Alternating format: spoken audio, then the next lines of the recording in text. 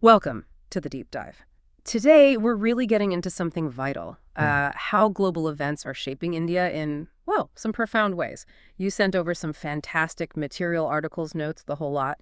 And our job today is basically to pull out the key nuggets for you, give you the essence without, all the heavy reading. It's easy to think that stuff happening miles away doesn't really matter to us day to day.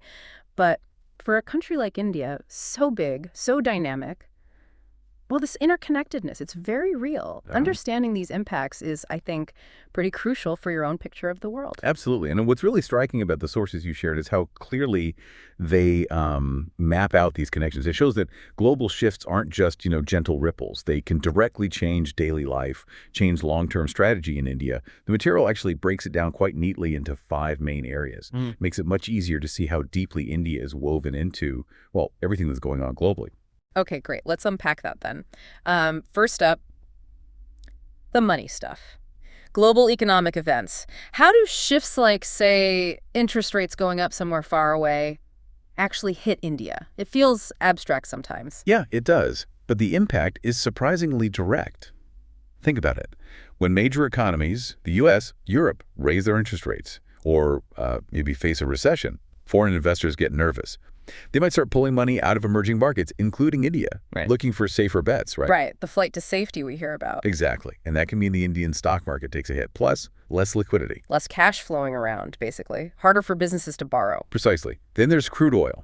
India imports a massive amount. So when international prices spike, it directly hits petrol, diesel prices here, and that fuels inflation across the board for almost everything. Ah, okay. And trade. If the world economy slows down. Then demand for Indian goods drops. Exporters feel it, IT services, cars, consumer goods. Their earnings go down. Although, it's worth noting, the sources do point out India's large domestic market offers some cushion. It's not totally dependent on exports. But that oil import bill, that's a specific vulnerability that keeps coming up. So, tying this back to you, the listener, what happens in, Frankfurt or New York, it can literally change the price you pay for fuel, the cost of groceries, maybe even job prospects for friends in tech. It's not distant news at all. Not at all. And- Very direct connection. Okay, so we see the economic pinch, but beyond the money, there's geopolitics. The big power plays, conflicts, tensions. This feels even more fundamental sometimes. How do these shifts play out for India? Oh, this is where it gets really immediate. Take trade disruptions. A conflict or sanctions somewhere else entirely can completely snarl up global supply chains. The sources mentioned this creates real headaches for Indian exporters. Maybe getting textiles to Europe or auto parts to the States becomes difficult, expensive. Right, delays, higher costs. Exactly. And geopolitical risk, that makes foreign investors very cautious. They might hold back on investing in India, preferring places they see as safer during uncertain times. So less foreign direct investment coming in. Correct. Plus, all this uncertainty can weaken the Indian rupee. That makes imports more expensive. Think oil again, or electronics.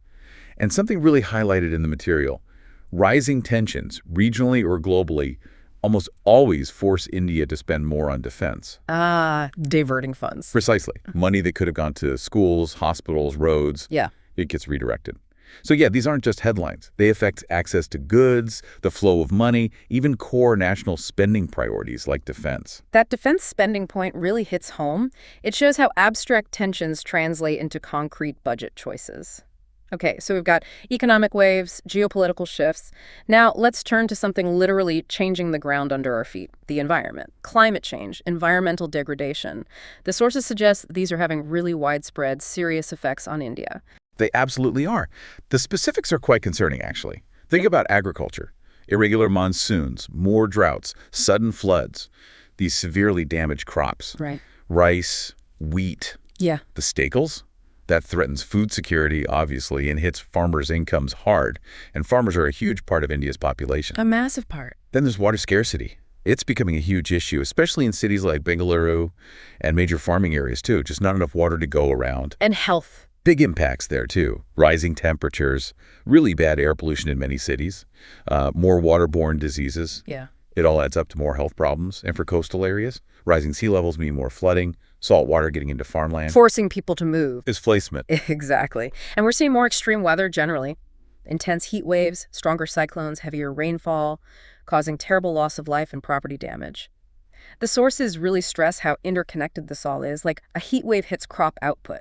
Which then puts more strain on already scarce water resources. Precisely. It's not just one problem, it's a whole web of them feeding each other, a compounding effect. Wow, okay. That example of heat waves hitting crops, then water. It really paints a picture of that complex web you mentioned. A real cascade. All right, moving on. Let's talk technology, often seen as just progress, right? Good news. But the sources suggest it's more complex. How is this rapid global tech change impacting India's development, its workforce? It feels like a whirlwind. It really is a dynamic force, a double-edged sword in some ways. On the one hand, India has done incredibly well leveraging tech. You look at their digital public infrastructure, things like UPI, that instant payment system on your phone. Yeah, UPI is everywhere now. It's huge. It's enabled massive financial inclusion, boosted e-commerce, and India's startup scene is booming using this tech. And that UPI model, it's actually seen as a kind of global blueprint now. Other developing nations are looking at it thinking, how can we do that? Leapfrogging old systems. Turning a lack of old infrastructure into an advantage almost. It's exactly creating this open digital ecosystem. It's quite remarkable. Yeah. But there's the other side. New tech, like AI, machine learning. Yes, they create new jobs, but they can also displace workers in older, more traditional sectors.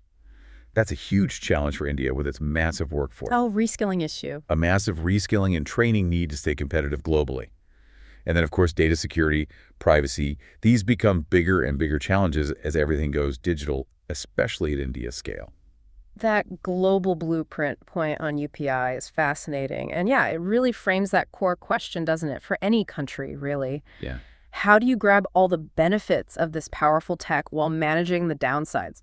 Job losses, data risks. That's the balancing act. The sources definitely emphasize that. Okay, finally, let's touch on something maybe less tangible, but just as deep. Social and cultural shifts.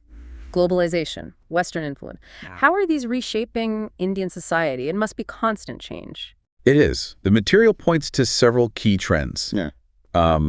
There was a definite shift away from the traditional joint family system towards more nuclear families. Yeah. That's often linked to people moving to cities, more economic independence, a global trend, really. Right, smaller family units. And very significantly, changing rules for women, much greater participation in education in the workforce. That's a profound shift affecting everything. Huge economic and social implications there. Absolutely. Then there's the media influence. Global media, often Western. It's changing lifestyles, what people buy, fashion, and this sometimes sparks debates, about cultural identity, how traditional norms blend or clash with these new influences. Finding that balance, again, in a cultural sense. Sort of, yeah. And urbanization is a huge factor, too. More and more people moving from villages to cities, which puts enormous pressure on city infrastructure, housing, water, transport, but also changes social connections, communities, even city politics. It's really clear then, India isn't just importing goods or reacting to global finance. Its whole social fabric, its culture is constantly evolving with these global connections. It really has been a deep dive into, well, the soul of the nation in transformation. So let's pull this all together. What's the big takeaway for you listening? I think our deep dive today really hammers home just how interconnected India is with the world. Every single one of these global currents, economic, political, environmental, tech, social, sends ripples, or sometimes waves, through India. Absolutely. And the source material is very clear on this. For India to thrive, it can't just react. It needs to be ready to navigate these complex global forces. It's about finding ways to turn these often daunting challenges into actual opportunities for growth, for building resilience. That's well put. We've explored the what's and the how of these impacts based on the sources you sent. But it leaves us, and you, with a really interesting question to chew on. Given all this complexity, all these interconnected challenges and changes, how can a nation like India, with its unique strengths, its diversity, its strategic position, how can it move beyond just reacting? How can it proactively shape its own future amidst these powerful global forces? Something to think about.